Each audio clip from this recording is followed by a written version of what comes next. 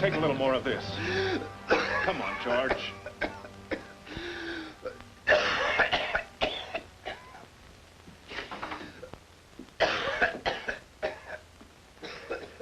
May I use the phone? Right ahead. How is George? Worse. I'm calling the doctor again. I'm afraid. How'd you call the doctor before? Hello? Dr. Stevens, quickly, please. This is Mr. Stark, 239 Adams, Hogan's apartment. What? Well, how soon can he get here? Oh, thank you. Is he coming? Dr. Stevens is on a maternity case, but his wife's already called another doctor. He should be in. Oh, if George had only told us what's been ailing him. We know it's his heart. Oh, once that ticker goes. A fine time for Dr. Stevens to go on a maternity case. I think I'll go and straighten out his bed. Nothing we can do. It's your deal, Craig.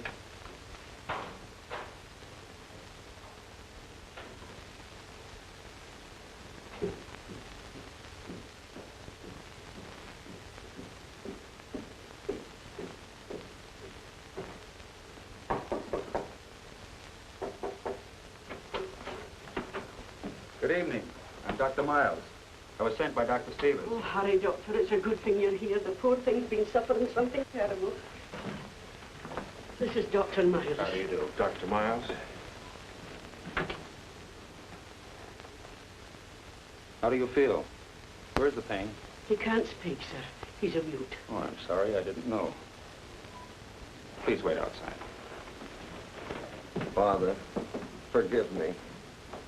Forgive me. He spoke. He spoke. His pulse is very low. He spoke to her, Mom. Did I? Why, it's a miracle. I can't believe it. He did speak. He said, Father. He's been rooming with us for over 10 years, and he always wrote his answers on that little blackboard. And now he talked. Mr. Stark, did you hear? Yes, he spoke, but it was no miracle. It wasn't, I heard him, didn't you, Mom? Clear as day. Father, forgive me, he said. Father, forgive me. George was not a mute. He just didn't speak. For years, he's never uttered a word. Why would a man do such a thing? I don't believe it. A man keeping his mouth shut for years? No, sir. George's story was very strange, almost beyond belief. His real name was not George Turner. It all began in Hungary, many years ago, in the little province of Aradi, not far from Budapest. The Baron of this province owned most of the land there.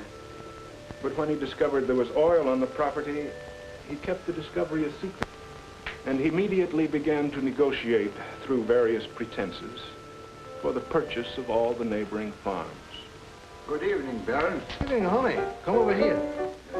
Cigarette? No, thank you. Thank you. Well, have a drink. Cognac, champagne. No, I don't drink, Baron. I don't. Well, honey, we have been neighbors for years. But yet, in reality, we are not. But why? This land of yours, honey. Those acres which you rented to these people. I don't want them near me. I hear you are selling the land to them, No, it's a good price they offer me. Honey, look, you have no agreements. Getting rid of them would mean all crops would belong to you. Oh, I'm not a farmer. The crops will be ruined. I'll help you. My men will bring it in. What?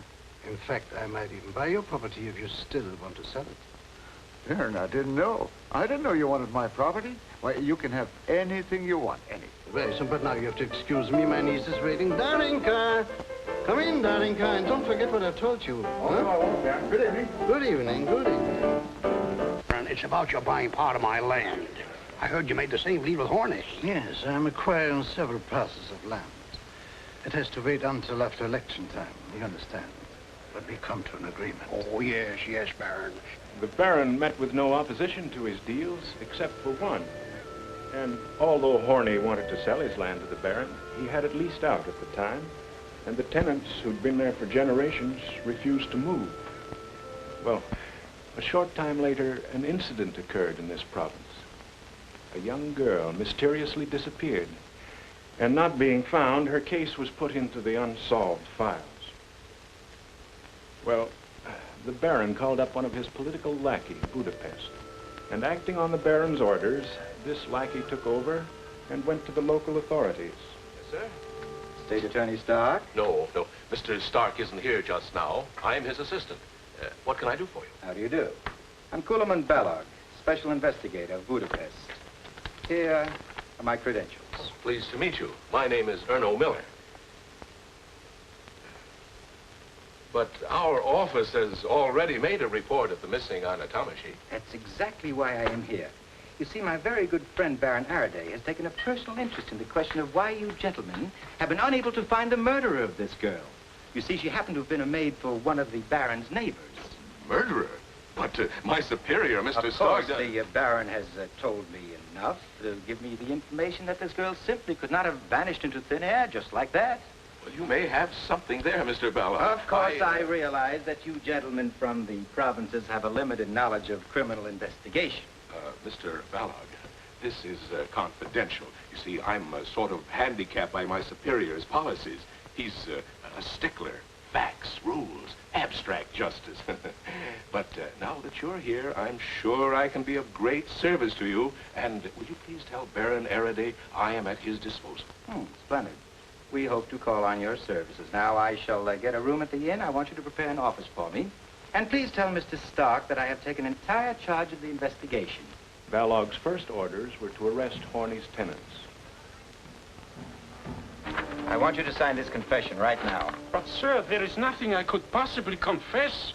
I haven't done a thing, not a thing. None of you has anything to confess. You all lie right into my face. You killed Anna Tamashi. Put them in chains, lock them up. But listen, just another word. Listen. Order. No one is allowed... At last, the trial against the tenants began. This case was brought to the attention of a brilliant lawyer and humanitarian who offered to defend the accused. This is the press, Mr. Nemish. Yes. All right, Mrs. Schwartz. Sneak in. But you must leave as soon as the judges come in.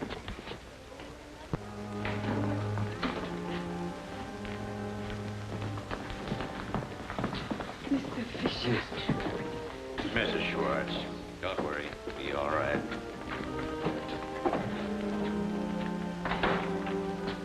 George. I haven't seen my wife for 2 months. Please don't see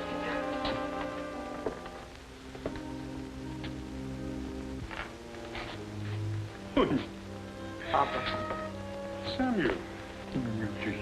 My boy. Now you must go. Everybody rise!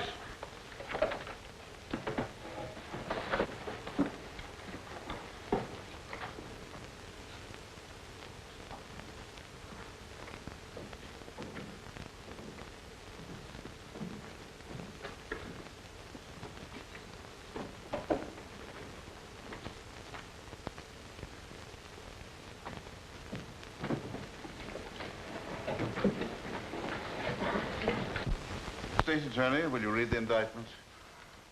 Members of the Royal Court, on August 3rd, 14-year-old Anna Tamashi disappeared mysteriously. She was last seen when she called at Joseph Schwartz' barn. Mr. Koloman Balog, assigned to this case as special investigator, discovered that the missing girl was present during a violent argument between Farmer Schwartz and his landlord, Mr. Horney. The argument between these two men climaxed with Schwartz's attempt upon the life of Mr. Horney. The contention of the state is that Anna was done away with because she was a potential witness against Schwartz, as well as against the other accused who were on the scene and thereby involved. The indictment charges the defendants with the murder of Anna Tamashi. Thank you, Mr. State Attorney. Your Honor, gentlemen, I move for an immediate dismissal. There's no sound basis for this case. There's not the slightest evidence. The defendants even saw the missing girl on the day of her disappearance. The prosecution cannot produce the body of the allegedly murdered girl.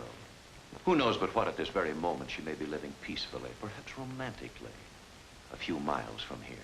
Mr. Nemish, you come from Budapest, huh? Yes, why?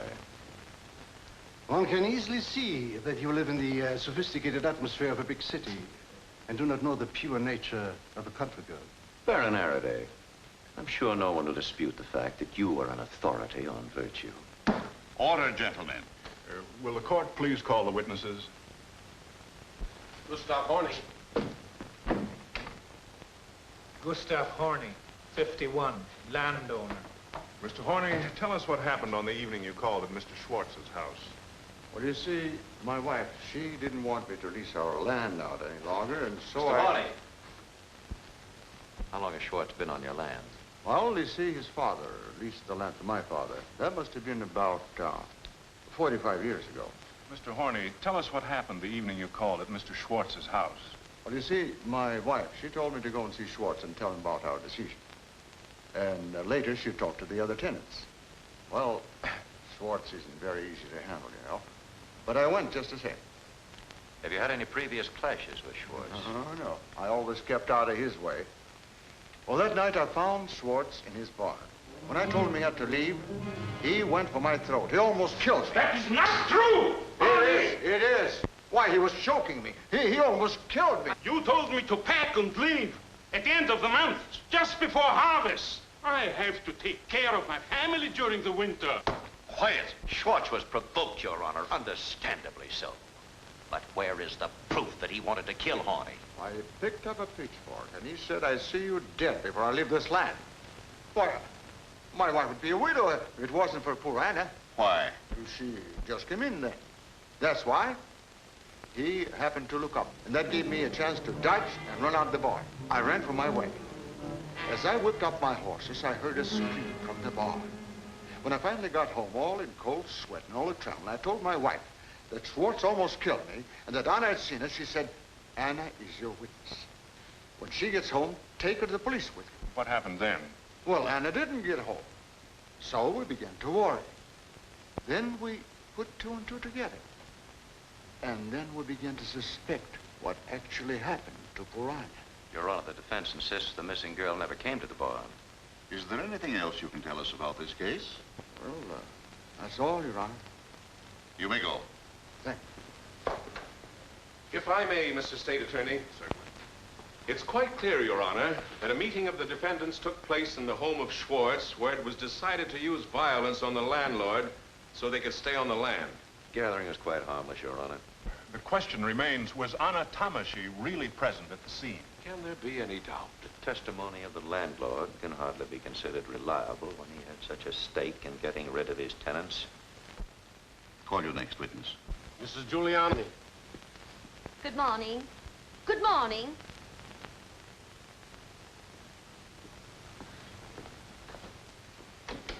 Good morning, Your Honors. You are Mrs. Juliana Horney? Tell us what you know about this case. Well, to start with, Anna was like a child to me. I quite forgot she was my servant. Were you actually related to the murdered? Missing. Please answer the question. My father, God rest his soul, married Anna's grandmother. God rest her soul. But apart from any blood bonds, Anna was like a daughter to me. And now she's gone. Murdered, that's what she was. How do you know that? It's as sure as night follows day. I sent Anna to Eckelmeyer's to get some paint. I keep my house neat as a pin. Now, when did Anna leave the house to get the paint? At 7 o'clock, right after supper. She wouldn't even wait for the dumplings. I told her to come home quick. To get on with the painting? Because it was getting dark. She came back in no time, but with the wrong paint. When was that? At 7:30. And you sent her back to get the right paint? I knew she wouldn't sleep if she hadn't gone back. And you sent her back this time in spite of the growing darkness. She insisted on finishing the painting that night. She liked working that much? For 50 coppers a week. She cleaned the house, made the beds, washed the dishes, did the laundry, fed the animals, milked the cow, and you saw to it that she lacked no ability to enjoy herself. What happened after the girl left the house the second time? I waited for her. When my husband came home and told me he saw her at Schwartz's barn, I was frightened. So I rushed to her mother, hoping she would get there. But I couldn't find her anywhere. My poor husband had to run for his life. And Anna was there, too, and saw it. That's why they killed her. Keep them in jail, Your Honor. Mrs. Horney. Any further questions, Mr. Stark? Mr. Nemes? No. You may go. Told the witnesses have been led to believe by certain parties that it is not unlawful to break an oath. Nonsense. As special investigator for this case, I assume that Mr. Nemesh is referring to me. I had bigger game in mind. That shall not remain unanswered, Mr. Nemesh. Unfortunately, I have to deliver a speech in Parliament. I have to catch a train. Therefore, I ask your honors to be heard at once. Considering the pressing nature of Baron Arady's official duties, the court has decided to waive procedure. Thank you. Your honors, ever since the murder of Anna Tamashy... Object, Your Honor. There's no proof of murder. Very well, then, Mr. Nemesh. Ever since the disappearance of Anna Tamashy. Ever since my own good, kind neighbors came to me, with their suspicions growing ever stronger and stronger. Ever since this tragic, shattered ghost that was once Anna's happy mother came to me and begged me with tears in eyes for justice. And then, my good friend, the special investigator, presented to me fact after fact of damning evidence. Then I knew, beyond any possible shadow of doubt, that here was the most dreadful murder ever committed in cold blood. Baron, have you any material evidence to offer concerning this case? Nothing beyond the conclusive findings of the special investigator. Any further questions? What for? Your Honor, this witness has no real evidence to offer. Thank you, Your Honor.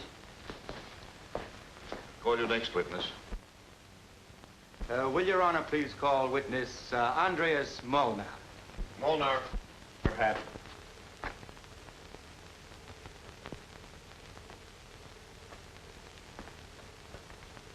Andreas Molnar, age 52, labor on Baron Arady's estate. May I, Your Honor? Proceed, Mr. Investigator. Molnar, you had an unusual experience the night that Anna disappeared. Yes. Yes. Tell us in detail what you saw. I saw Anna dead with a big cut in her throat, right across here. Tell me, what exactly did you see? Those 5 men were digging. Digging? Where was this? In the backyard of Schwartz's house. I knew what they were digging from what I heard at the inn. What did you hear at the inn? What everybody else did. Mr. Horney come in and said, I bet my last copper those 5 men killed Anna in Schwartz's barn because she was a witness for me. And that makes you sure they were digging a grave for Anna? Yes. Didn't the prosecution investigate Molnar's story and dig up the body? Naturally, we investigated Molnar's story, and we found evidence of freshly dug earth behind the barn. But the defendants must have gotten wind that we were on their trail, so they dug up the body and buried it elsewhere. You admit you let these defendants get the best of you? Why, Mr. Bellow? Any further questions? No, Your Honor. Witness dismissed. Your Honor, request that the missing girl's mother be called, Mrs. Maria Tamashy. Maria Tamashy.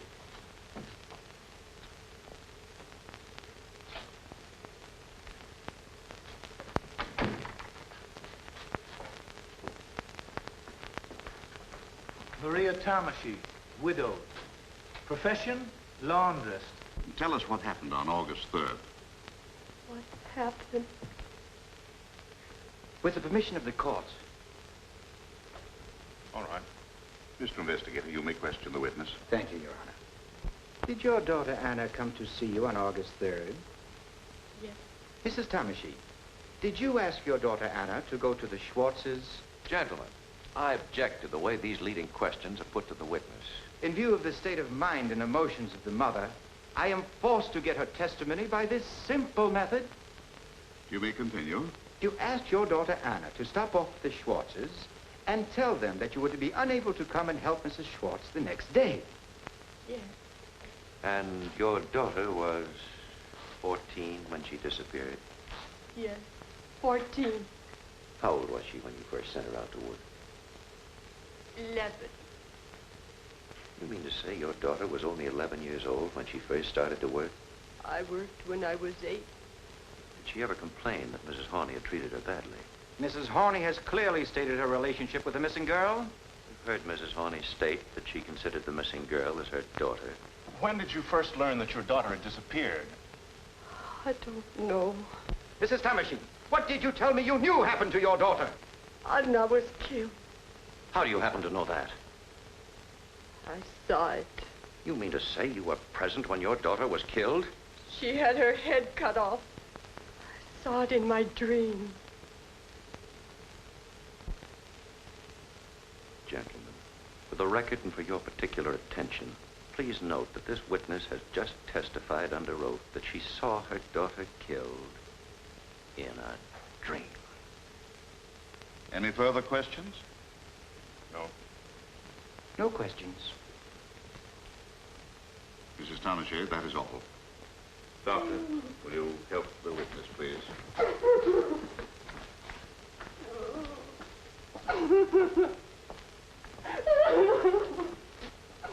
Call your next witness. Clara Thomasy.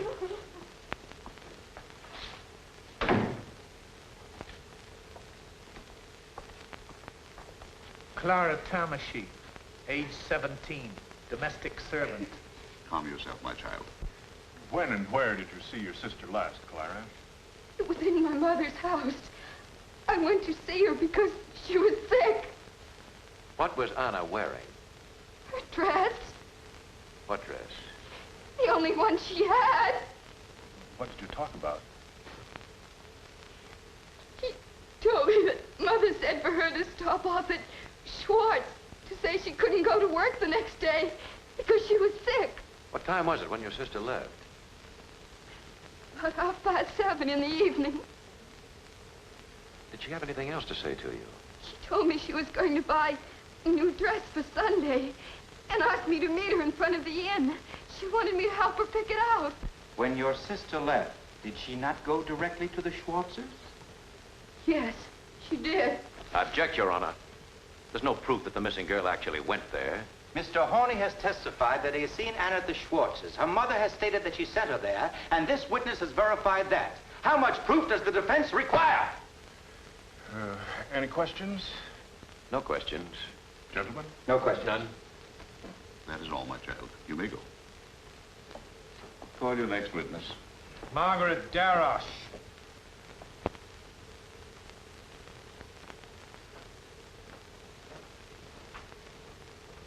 Margaret Darosh, age 17. You are the daughter of Dr. Darosh? Yes, Your Honor. Miss Darosh, you do not live far from the Schwartzes. Not far. Tell us what you particularly noticed on the evening of August 3rd. I was about to close the shutters of my room when I heard a distant scream And where did that scream come from? from the direction of Schwartz's barn. What else did you notice? The scream was followed by a choke crying. Miss Darosh, couldn't it have been an animal? No, it was a girl. Do you have that, gentlemen? I want the records to show that Miss Margaret Darosh on the evening of August 3rd heard a girl crying, screaming, choking, and that these sounds came from the direction of the Schwartz farm. Just how far is Schwartz's barn from your home? About a 5-minute walk. It's too vague, Miss Darosh. Would you say it was half a mile? Not quite. You mean you could distinguish clearly the cry of a girl from that far away? I found out later I was correct. How so? Someone else heard it, too, and told me. Who told you? Mr. Investigator, it would be advisable for you to produce the witness for the prosecution. Mr. Balog, can you produce this witness? I think I can produce the witness to confirm Miss Darosh's statement with the court's permission.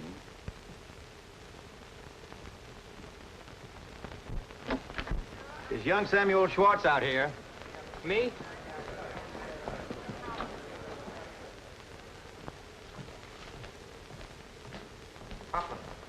Samuel, take off your hat. What is he doing here? You are the son of Joseph Schwartz. Yes. How old are you, Samuel? I was 14 on the 24th of June. Samuel, did you not tell Daroche that you heard a girl scream on August 3rd? No. No, I didn't. Is that your answer? Remember, you want the truth. I object, Your Honor. This boy has been questioned time and time again. His various testimonies are in the record. Very well, then. Miss Daroche, according to this young man's testimony, it is you who have lied. You're under oath and can be punished. Miss Margaret never lies.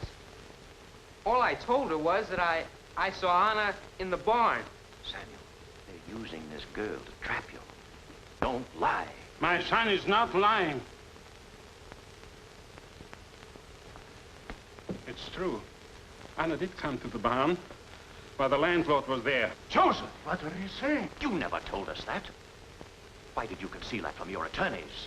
Schwartz, did you commit this crime? I haven't committed any crime. As for the others, they didn't even see the girl. Here it is. This man has as good as confessed, but he is trying to cover up for the others. Schwartz, tell me here and now, why did you conceal the fact that Anna did come to the barn? I took one look at my sick wife, and I was afraid to see. Samuel, we now know that Anna was in the barn. Now, why not admit that you actually heard the girl scream, as Miss Daroche said? But I didn't hear it. If you did, I don't ever want to see you again. Well, Mr. Balog, you can't sway this boy to lie in spite of the pressure that's been brought to bear on him. His adolescence, and all your charms, Miss Daroche. Gentlemen.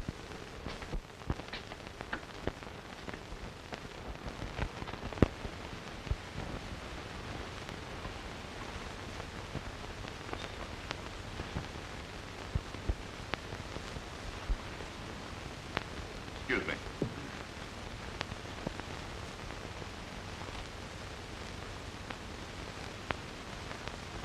Gentlemen, this police sergeant reports the finding of a female corpse in the river, which may well have some connection with this case. What makes you think that this corpse has any connection with Anna Tamashi? It's the dress, sir. It answers the description we have in our police records. Besides, we have no report of any other girl missing hereabouts. Where is the body? Outside. We brought it in a cart. Your Honor, the mother of the missing girl is in the witness room. I request the court's permission to have her look at the body immediately for identification. Granted. Constable, would you conduct Miss Tamashi to the cart? And Mr. Miller, would you please go along? Yes. I'd like to have my associate, Advocate Fisher, view the body with them. Granted. Who are these men? The two raftsmen who found the body. What are your names? I am Herman. And you? My name is Joseph Martin. How and where did you find the body?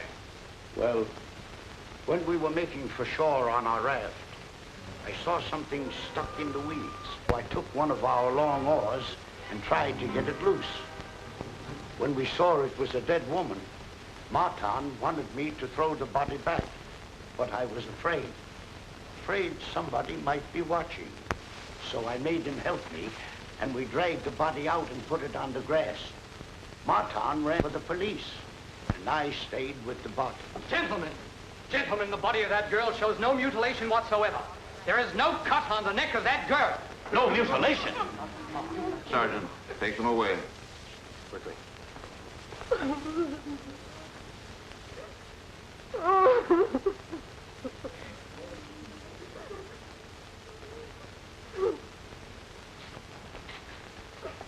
Mrs. Tamashi, was that your daughter? Yes. My poor Anna, my child. It's her dress. It's her dress. Your Honor, the mother has positively identified the body as that of her missing daughter, Anna. It's been put on record that the murdered girl was killed with a cut across the throat. Precisely. Therefore, gentlemen, this cannot possibly be the corpse of the girl we are looking for. Isn't it possible, Mr. Balog, that your witness, Molnar, has lied?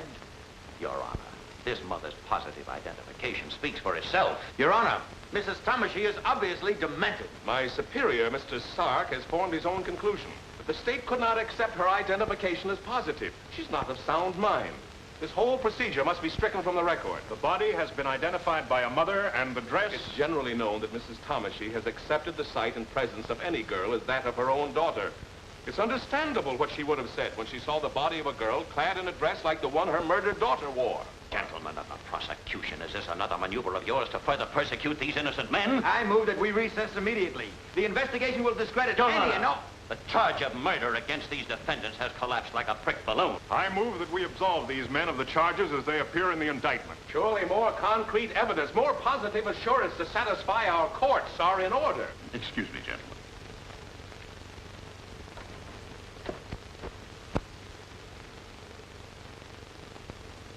A verdict rendered in haste would be rash and ill-considered.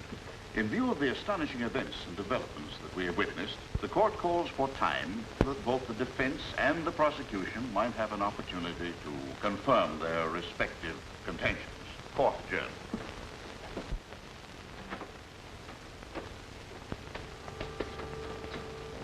My sympathies and convictions with Nemish and the defense. Your members of the royal court, as this trial resumes, I find it necessary to tender my resignation with profound regret and with the most vigorous protest against what has become a travesty of justice. But one thing, I will use all of my influence to prevent any further use of your service in public office. Baron Araday, I knew that you would say just that. I realize that my resignation will be held by him and his party. However, let me hasten to add, were it not for the legal impossibilities which bar me, I would be seated at that table with the defense. Mr. Stark, this is very irregular. Your resignation will have to be reported to the Ministry of Justice. I submit that you do so without delay. Mr. Miller, will you assume the duties of the prosecution? Yes, thank you, Your Honor. Mr. Stark, you have my deepest respect. God be with you. Good luck, Mr. Nemish.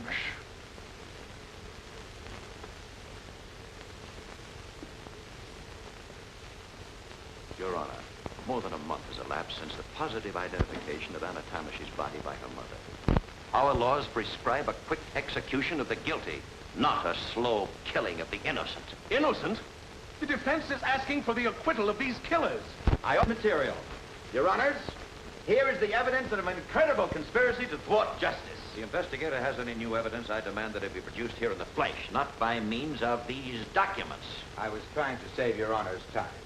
However, we anticipated that counsel for the defense would prove obstinate. So we have our witnesses right here.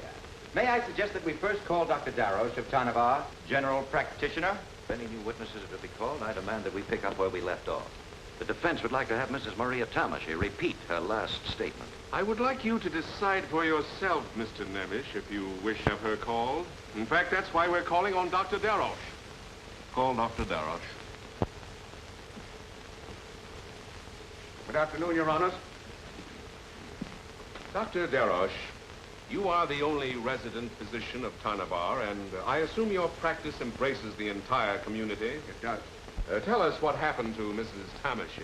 She is suffering from delusions and is thoroughly incompetent. She is now confined to a mental institution, which I recommended. Just when did you find her to be mentally ill? Since the very day her daughter Obvious, Your Honor, only too obvious. But this woman was declared to be insane the moment she made the most damaging statement to the prosecution, when she identified the body as that of her missing daughter. No one could identify that body. It had been decomposed. It must have been in the water at least 6 or 7 months. Not only did the mother identify her daughter, but the dress of Anna as well. Oh, yes, the dress. I am prepared for that, too. But now, can anyone doubt the integrity of our esteemed physician? Just how does the doctor justify his opinion? I wish to add that Anna was only 14 years old, while the body was unquestionably that of a girl 18 years old. There are certain anatomical facts that do not melt away in water, Mr. Lynch. With all due respect for Dr. Darroch as a general practitioner, I question whether he's qualified to voice such a definite opinion. May I call county physician Dr. Georges Samash for corroboration? Dr. Samash. Good afternoon, Your Honor. Dr. Darroch. Dr. Samash, your colleague has stated that the corpse which was found in the Tarnavar River was not that of Anna Tomashy. Do you share his opinion? I do. Doctor, Did you know the missing Anna Tamashi? Not personally. You never saw her, and yet you say this body cannot be hers. I know my medicine as well as you know your law. There is no question that the dead girl had ever done any hard physical work. Furthermore, I should judge the corpse to be that of a woman in her 20s, fully matured. Your colleague has just told us the body was that of an 18-year-old girl. If my colleague estimates 20 years, I naturally bow to his superior knowledge. When a corpse has been in the water for 3 or 4 months, it's really quite difficult to establish the exact age. The anatomical... You gentlemen don't agree here either. I want to emphasize that Dr. Samosh has stated that the body was that of a person belonging to the better classes, and that, in his opinion, the body was also that of a mature woman. Pick the best from each witness and discard the contradictions. A very convenient method. Differences? How can a mother's sure knowledge be dismissed by any professional assumption? Any further questions? No, no questions. Thank you, gentlemen. Now I see what has taken place during this adjournment. But, gentlemen, the bodies of young ladies don't float up and down the river. Whose body is it, if not Anna Tamashi's? Does it not occur to Mr. Nemes that the body might have been stolen by an accomplice from the morgue in Budapest or from the cemetery? Baron Araday. Your personal interest in this case needs to be exposed. Gentlemen. You'll hear the rest of it, Baron. I don't put up this slender. Whatever these people have accumulated, whatever seeds they've sown by their sweat and labor will be picked up for a song. What loot? Hireling for these murderers. For the record, my colleague, Mr. Carl Nemes, has volunteered his services in this case without any compensation whatsoever. Order, gentlemen. This is not getting us anywhere. I restrain you from any further disturbance of this sort. Mr. Miller, will you continue? I propose, Your Honor, that the state be allowed to call the rest of the witnesses. Granted. Constable, call Rassman, Herman, and Martin.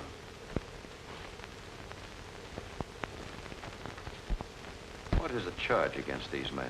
Accomplices in the crime. They too. Will you please tell the court the events that led up to your arrest? I confess to the investigator. You want your confession to be read? Yes. One evening, during the middle of June of this year, I don't remember the date exactly, a woman dressed in brown and carrying a small parcel under her arm offered to give us 100 gulden if we would carry out her instructions. She pointed to some bushes on the other side of the river and said that we would find a female corpse hidden under a blanket. In the parcel were some torn clothes, which we were to put on the girl. We were to tie the body under our raft where nobody could see it, float it downstream as far as Otarnavar, and then pretend we had just found it in the river. Your Honor, are we expected to believe this nightmare? This work of fiction? Just who is this woman in brown? What's her name? You took the clothes from the woman in brown and dressed the strange corpse, and then went to the place she told you to and acted as if you just found the body? The defense wants proof. Can you produce this witness, Mr. Balog? No, unfortunately, we have been unable to produce the woman in brown. Apparently she's the only one you've overlooked. Your Honor, have I your permission to examine those records? Thank you. Herman, just how often did Mr. Balog cross-examine you during your imprisonment? Answer the question. I don't remember. Once a week? Every day? Sunday, too? Did he wake you up at night? To drag these lines out of you, he... I protest against this continuous attack on an official carrying out his duty. Baron Araday, please. Has the counsel for the defense any proof that these confessions were obtained from the witnesses by force? Unfortunately, no, Your Honor. Until this woman can be produced here in court, I demand in the interest of justice that this case be adjourned. I cannot favor any further loss of time in this trial. Will the investigator use every means in his power to bring this woman into court? Certainly, Your Honor. The court will proceed with the evidence. Any further questions? No questions. No questions. Take them away.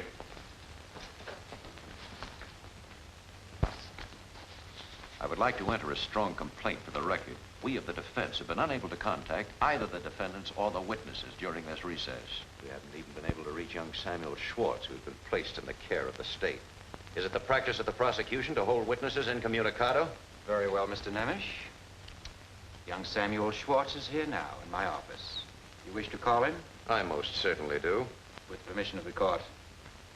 Please call Samuel Schwartz. Mr. Bell, could you explain why you kept this boy isolated? We had good reason to keep him in the care of the state. You see, one never knows what might happen to this boy. He could have been intimidated.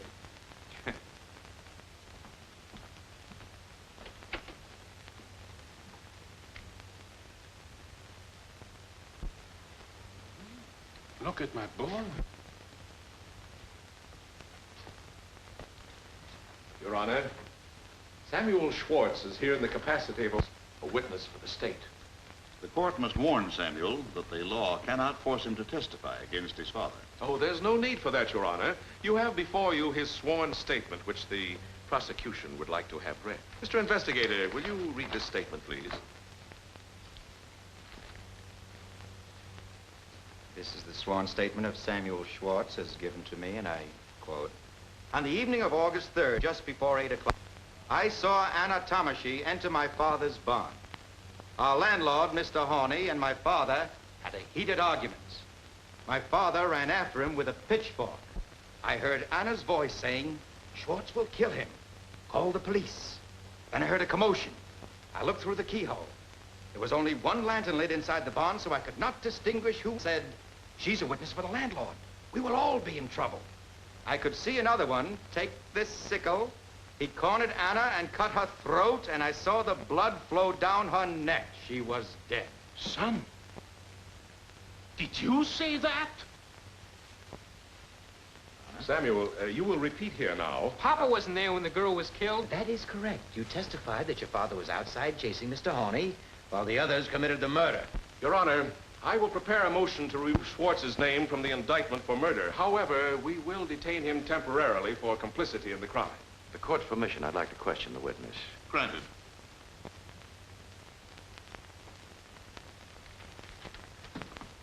Samuel, we just heard your sworn statement. First, let me say you look quite different now. You're not the same boy who was here before. You've changed. Tell me, Samuel, just what has been done to you? How did this all come about? I object. You object to my questioning the witness? Now, Samuel, isn't it true that you were a guest at the Baron's castle? You and Miss Darash were escorted there by Mr. Ballog?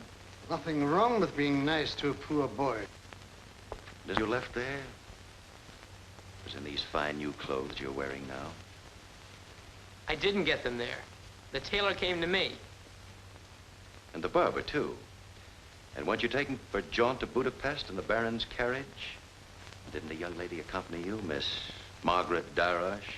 The defense seems to have a great deal of information, although it claims to have been denied access to this young man. This is one time the defense has taken the liberty of putting two and two together. And as for this record, there it is, gentlemen, just a blank piece of paper. You thought it was clever by such a compromise. To say the father was out chasing the landlord at the actual time the killing took place. That, gentleman, is a dead giveaway, a bad piece of construction. Your assumptions are insulting and unfounded, Mr. Nemish. They are another attack on the state's integrity. Your Honor, I request the court's permission for this father to speak to his own son.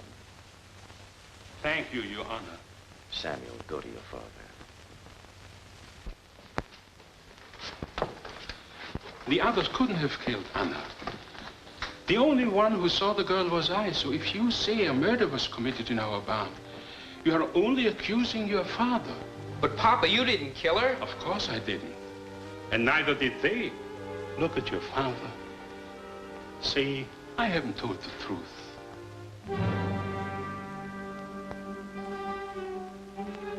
God.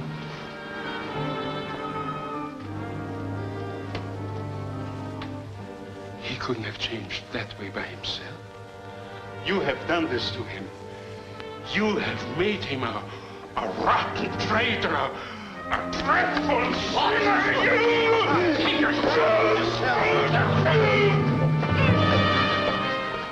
His man is insane.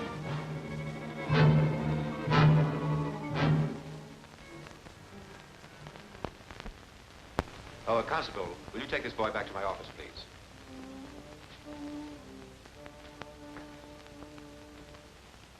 Your Honor, we of the defense could not have anticipated the unprincipled tactics of the prosecution.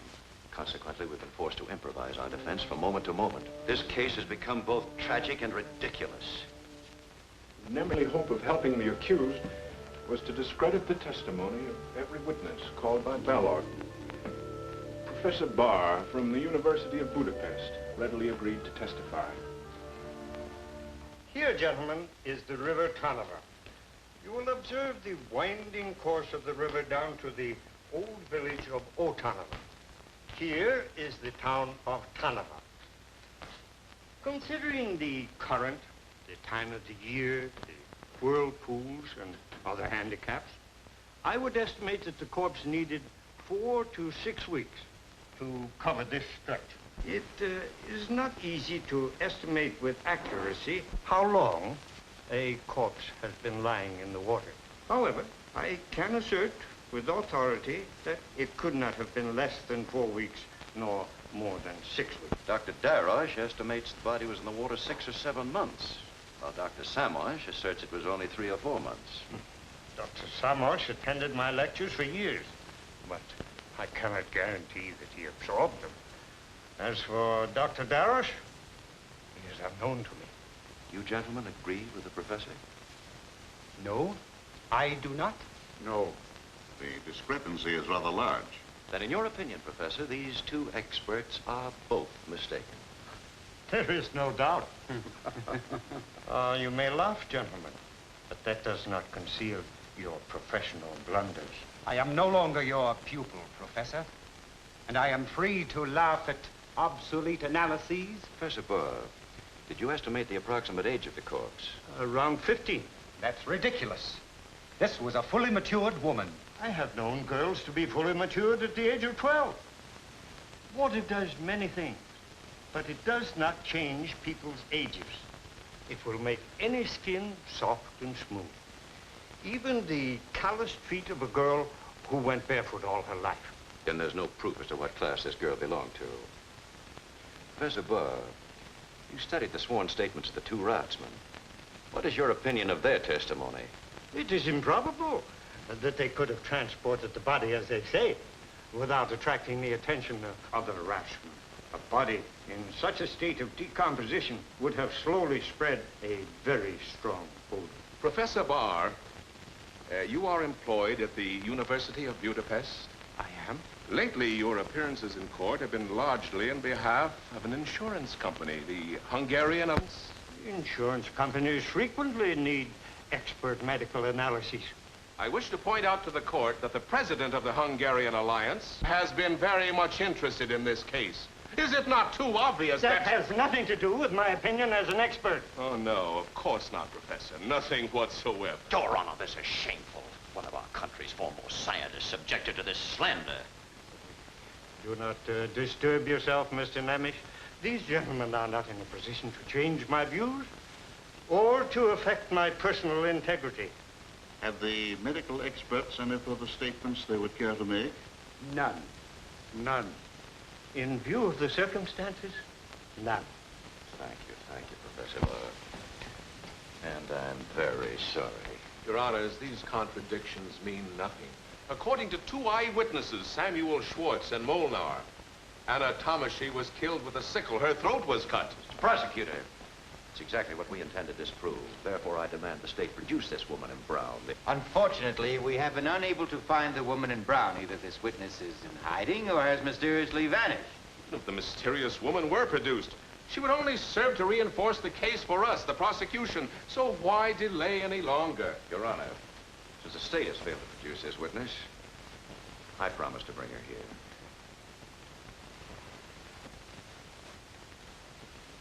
The defense has promised to produce a witness who could not be found by the state. This is another forgery in the network of lies which has been exhibited. A most ingenious house of cards, topped by that decked out in Anna's clothes. And the so-called medical expert coming down from the capital city, trying to throw the dust of his pretended learning in your eyes. While on the other hand, the state has offered many witnesses to testify in an unpretentious way, as simple, well-meaning people do. Mr. Prosecutor, I must interrupt, and I request the court's attention. We have here a new witness who awaits immediate examination. You are too late, Mr. Nemish. This case is not closed, Mr. Prosecutor. Your Honor, it's important this woman be heard at once. I insist that... You insist? I shall be forced to resign, Your Honor, together with my colleague with the defense at this last hour if our motion is rejected. Let them resign. The court does not wish to deprive the defendants of the benefit of counsel. Bring the witness in, Mr. Fisher.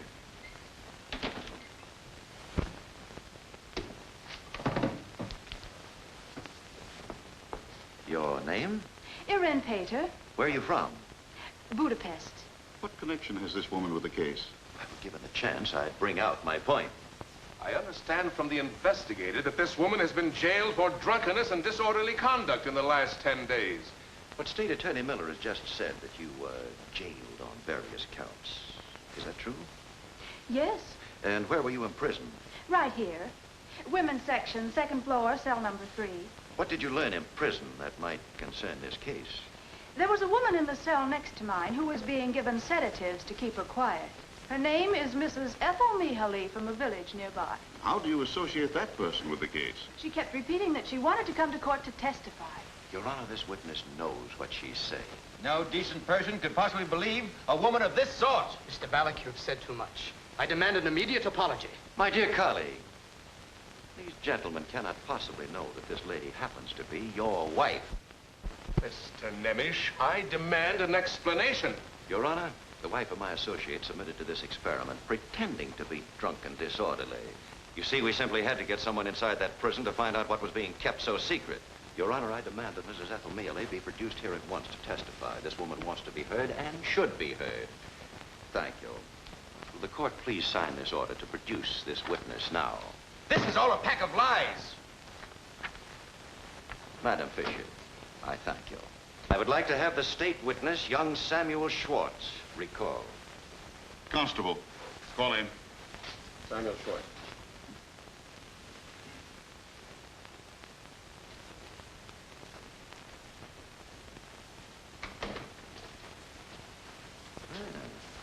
Samuel, on December 5th, you described in detail the actual murder of Anna Tamashi. I want to ask you just one question, and I don't want anyone to answer it for you.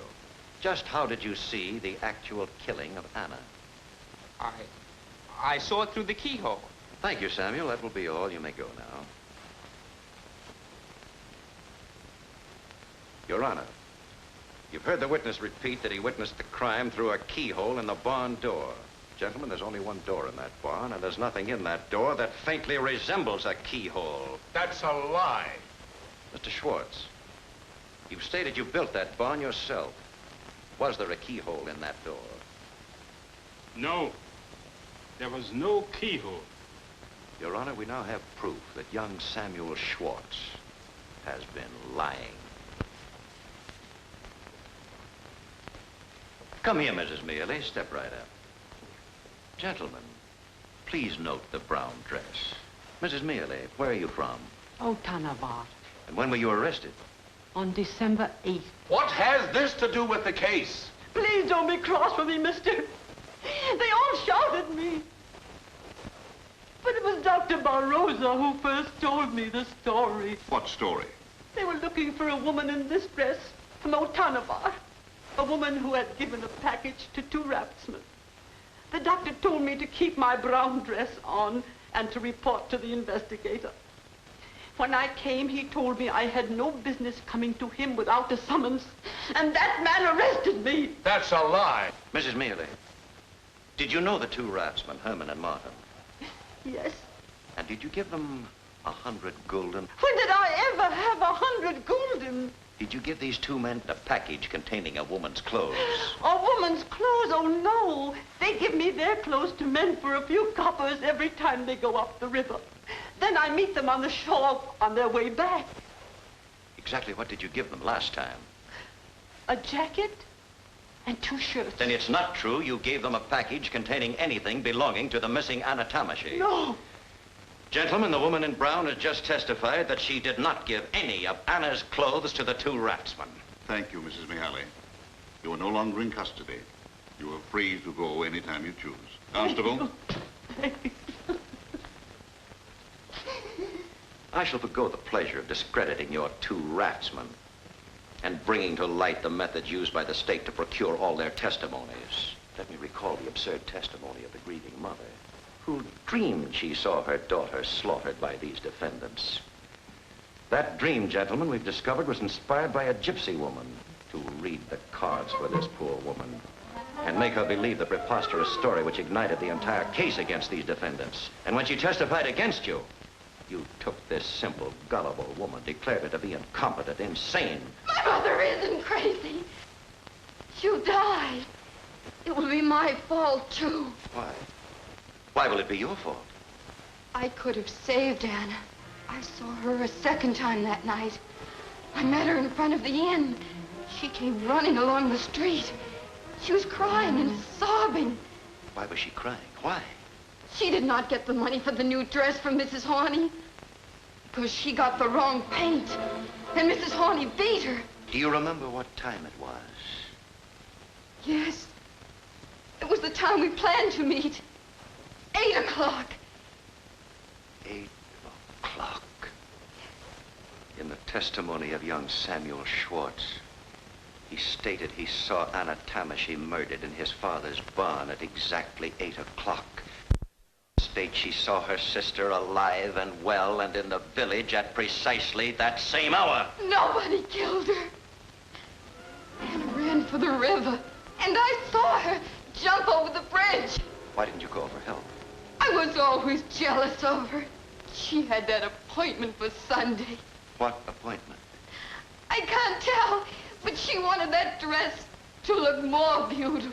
You must tell us, my dear. You must. I can't. I can't.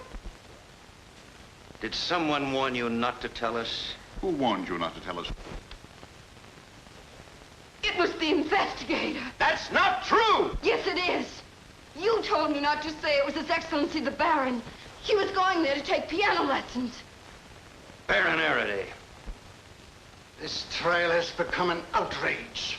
Your title does not permit you to... I'll have you off this bench before you know it.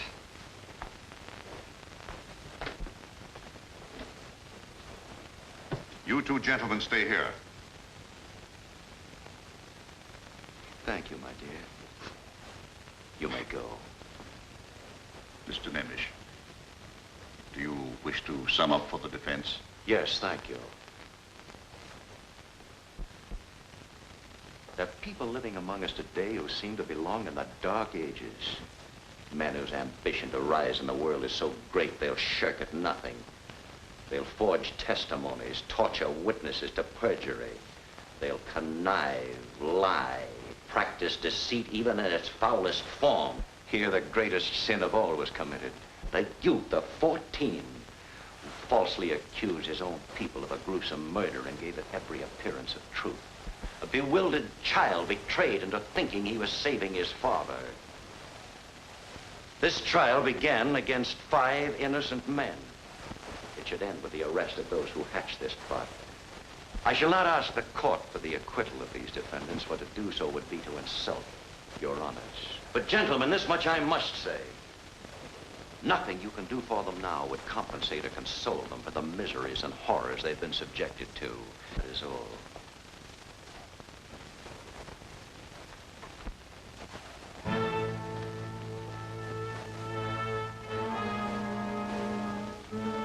In the name of His Apostolic Majesty, the King of Hungary, this court pronounces the 5 defendants acquitted of all charges. The case against them dismissed. They're free to leave at any time. Court adjourned.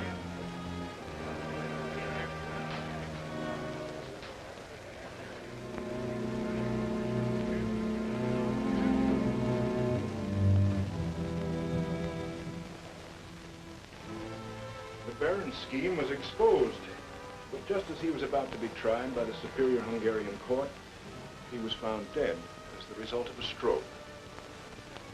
I came to America, and Nemish went on to become the greatest attorney of his day. Strange. Very strange. It is that. But what became of the boy? Was that boy George? Yes, his real name was Samuel Schwartz. He repented for his lie so deeply that he never spoke a word since the last day of that trial. Until this, his dying day.